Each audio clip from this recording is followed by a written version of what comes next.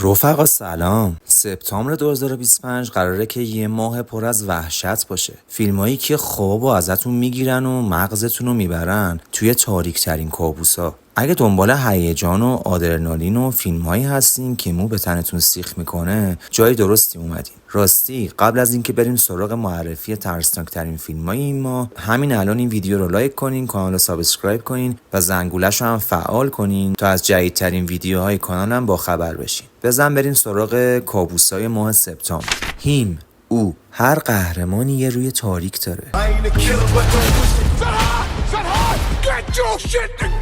یه ورزشکار جوون آرزوشه که با یه قهرمان افسانه‌ای تمرین کنه. وقتی که دعوتش میکنن فکر میکنه که زندگیش متحول میشه، ولی خیلی زود متوجه میشه که اون مربی پشت لبخند و کاریزماش یه تاریکی خیلی ترسناک پنهون کرده. تمرینا تبدیل میشن به شکنجه. اعتماد به نفسش کم کم خورد میشه و حس میکنه که داره وارد یه بازی روانی مرگبار میشه. این بار رینگ بوکس فقط یه زمین مسابقه نیست، یه قفس مرگه. داستان این فیلم درباره وسوسه شهرته. تهیه کننده این فیلم کسی نیست جز جردن پیله، همون نابغه‌ای که با گت اوت ترکوند. مارلون وینز اینجا نقش یه ستاره فوتبال رو بازی میکنه و همه میگن که این فیلم قراره متفاوت ترین کار توی کارنامه‌اش باشه. این فیلم قراره که 19 سپتامبر 2025 مصادف با جمعه 28 شهریور ماه منتشر بشه.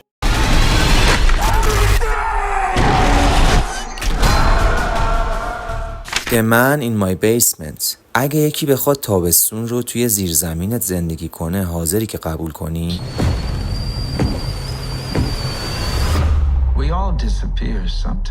چارلز بلیک مردی سیاه‌پوسته که توی بحران زندگیه. پول نداره، کار نداره و داره خونه اجدادیشو از دست میده. درست وسط این ناامیدی یه مرد سفیدپوست با لهجه اروپایی وارد زندگیش میشه و پیشنهاد عجیبی میده. I have it in mind to rent your basement for a couple of months.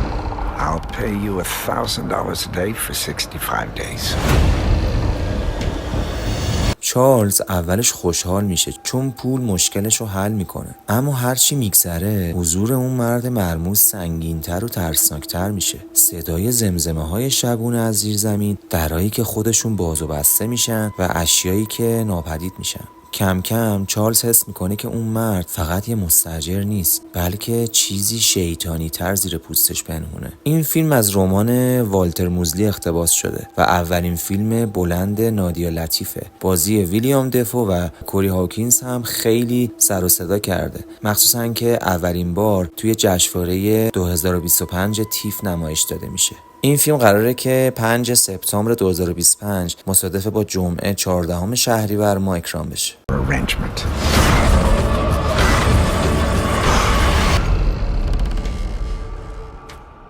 The Strangers Chapter 2. غریبه ها قسمت دوم. غریبه ها هنوز اینجان و این بار کاری ندارن که کی جلوی راهشونه.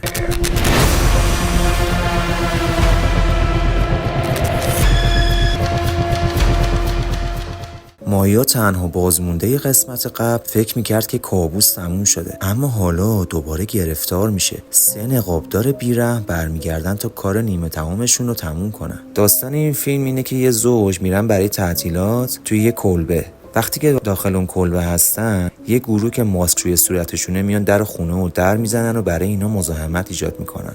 ترس و وحشت بالا میگیره و طی یه سری اتفاقا اون دختر تنها میشه. این بار غریبه ها آمادن که هر کسی رو که سد راهشونه نابود کنن. اونا هیچ انگیزه‌ای ندارن، هیچ رحمی ندارن، فقط اومدن که شکار کنن. رنی هارلین کارگردانی این قسمت رو به عهده گرفته، همون کسی که نایتمیر آن الم استریت 4 رو ساخته بود. این فیلم قراره که 26 سپتامبر مصادف با جمعه 4 مهر ماه اکران بشه.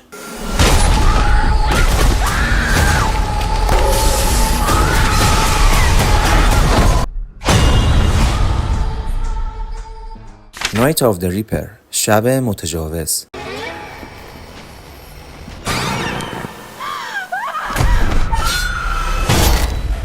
این فیلم داستان یه قاتل ناشناسه. وقتی که فکر میکنی فقط داری بچه داری میکنی. دینا یه دانشجوی کالجه که میاد خونه برای سر زدن به خونوادش، اما ناخواسته قبول میکنه که یه شب بچه داری کنه. همون شب کلانتر محلی یه بسته مشکوکی رو از طریق پست دریافت میکنه، یه تیکه مدرک خونالود. این سرنخها همه رو به سمت یه قاتل نقابدار مرموز میبره. دینای تنها توی خونه با سایه ها و صداهای عجیب متوجه میشه که یه نفر اونو زیر نظر داره. وقتی که تلفنش زنگ میزنه و یه صدای بیرو فقط میگه تو بعدی هستی، تازه اونجا بازی مرگ شروع میشه. فیلم حال و هوایی دهه 80 رو داره و جالبتر اینه که توی تریلر دیدیم که کلانتر باید شبانه قاتل رو شکار کنه. این فیلم قراره که 19 سپتامبر 2025 مصادف با جمعه 28 شهریور ماه منتشر بشه.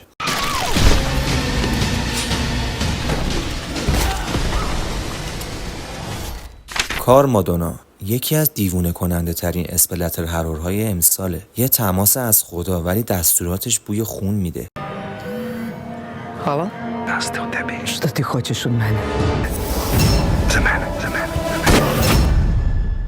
یه زن باردار تلفنش زنگ میخوره. صدای اونور خط میگه که من خدا هستم و تو انتخاب شدی. اما به جای آرامش اون صدا دستور قتل میده. اولش فکر میکنه که توهمه یا اینکه کسی داره باهاش شوخی میکنه، ولی وقتی که اتفاقات دقیقاً طبق گفته صدا رخ میده، وحشت واقعی شروع میشه. هر بار که سعی میکنه سرپیچی کنه، یه فاجعه خیلی بزرگی براش اتفاق میفته. تصادف، مرگ نزدیکا یا حوادثی که هیچ توضیحی نداره. حالا یه سوال بزرگ پیش میاد. این صدا واقعا الهیه یا شیطانیه که داره به اسم خدا روح یه زن باردار رو بازی میده؟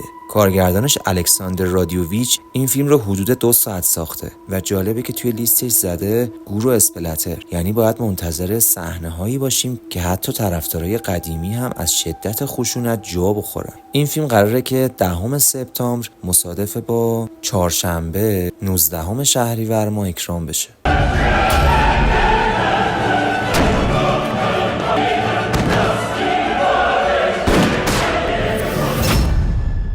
The Holy Boy، پسر مقدس.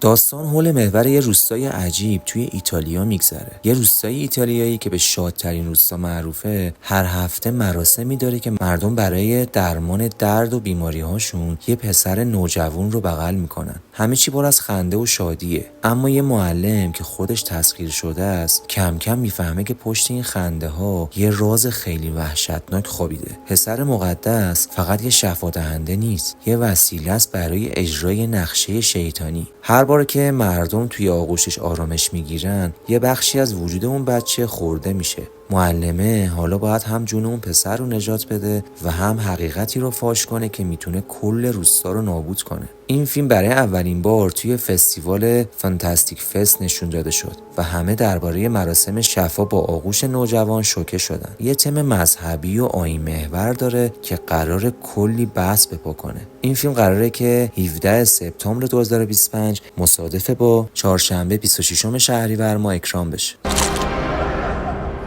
Come stai?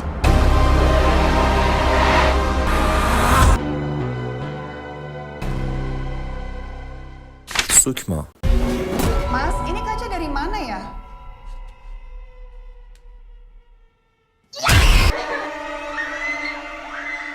یه ترس فولکلور اندونزیایی. وقتی توی آینه یه نفر دیگه به جای خودت بهت ظلم میزنه.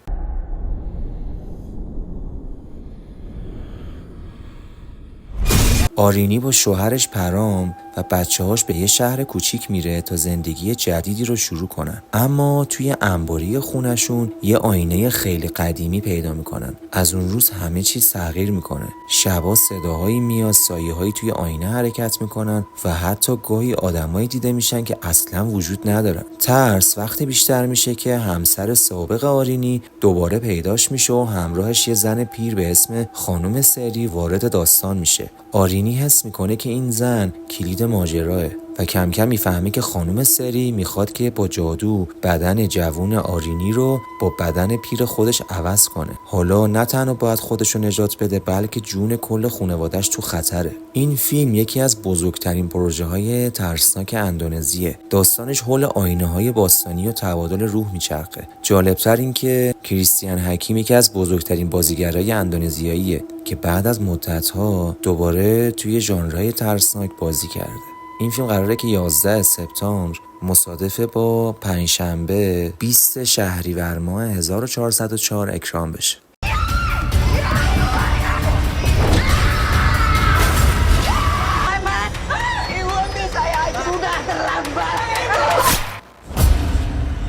هالووین. It was Halloween night, 1996, when a 10-year-old child, the press named Kane.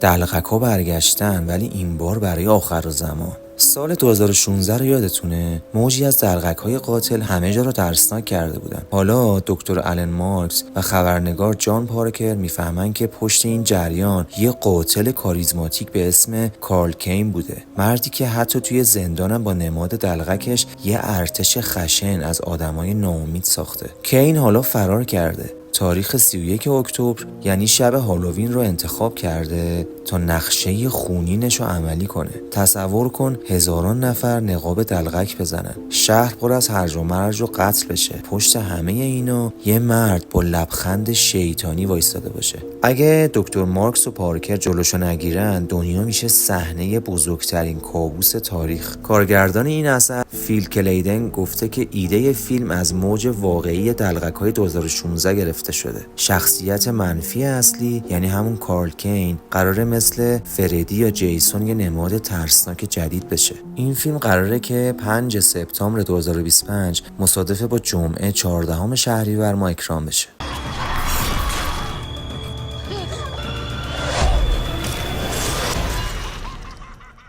The Long Walk.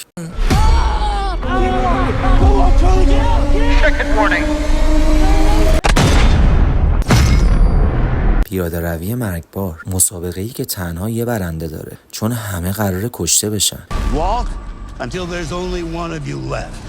Who's ready to win?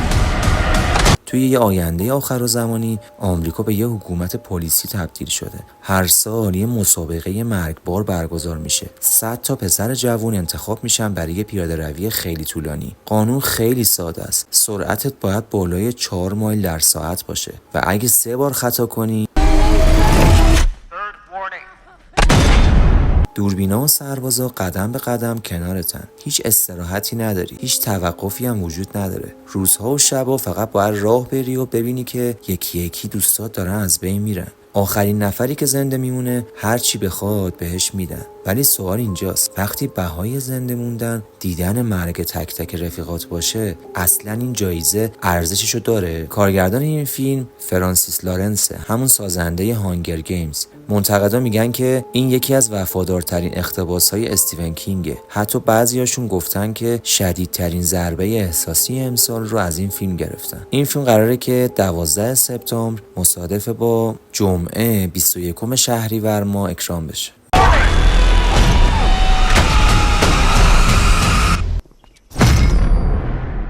ویل استگ.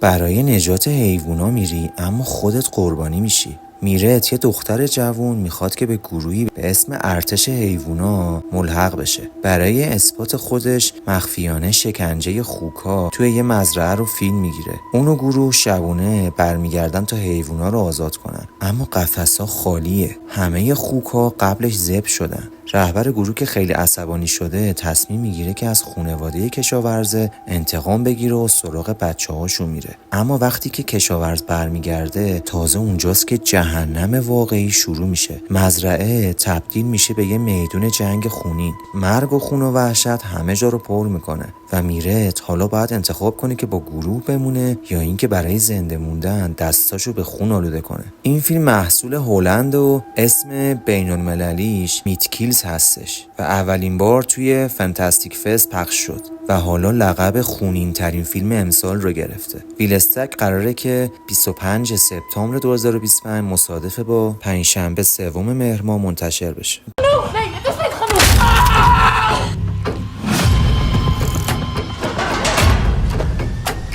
The Conjuring Last Rites احضار آخرین مراسم.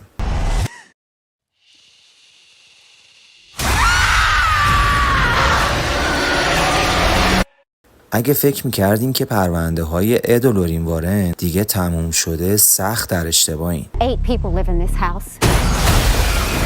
8 people are not crazy. اد و لورین وارن وارد خونه‌ای میشن که به ظاهر تازه ساز و آرومه. خانواده اسمورل پر از امید میان تو این خونه تا آینده‌ای تازه بسازن. اما درست از همون شبای اول صداهای عجیبی از دیوارا میاد. سایه‌هایی که از گوشه چشم دیده میشه و وقتی که برمیگردن هیچ چیزی رو نمیتونن ببینن. وسایل خونه خودشون تکون میخورن. بوی تعفن از همه جا میاد. به مرور کار به جایی میرسه که موجودات اهریمنی خودشون رو نشون میدن. خانواده وحشت زده بین موندن و فرار کردن گیر میکنن. وارنها میدونن که این بار فقط با یه روح سرگردون طرف نیستن. این یه لشکر تاریکیه که دنبال تسخیر کامل خونه است. این پرونده آخرین و شاید مرگبارترین جنگ اونا با نیروهای شیطانیه. جالبه بدونین که داستان این قسمت از پرونده تسخیر خانواده اسمورل الهام گرفته، یکی از ترسناکترین کیس‌های واقعی وارنها. و جالبتر اینه که این آخرین حضور ورا فارمیگا و پاتریک ویلسون تو سری فیلم‌های کانجورینگه. این فیلم قراره که 5 سپتامبر مصادف با جمعه 14 شهریور ماه اکران بشه.